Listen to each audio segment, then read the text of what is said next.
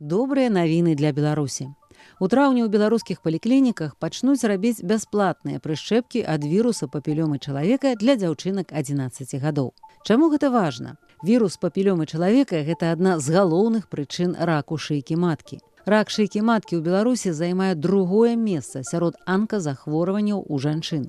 Каждые 2 дня у нас заболевает в стране 5 женщин раком шейки матки, и каждый день практически умирает 1 женщина от рака шейки матки. Медыкі кажуць, гэты від раку прадухіліць прасцей, чым любы іншы.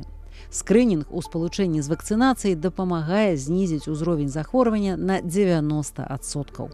У Беларусі такія прышчэпкі пакуль платныя, каштуюць яны каля 250 €. А як у іншых краінах? У свеце вакцынацыя ад ВПЧ пачалася ў 2006 годзе. Цяпер яна абавязковая для дзяўчынак у 144 краінах, а ў 47 краінах і для хлопчыкаў.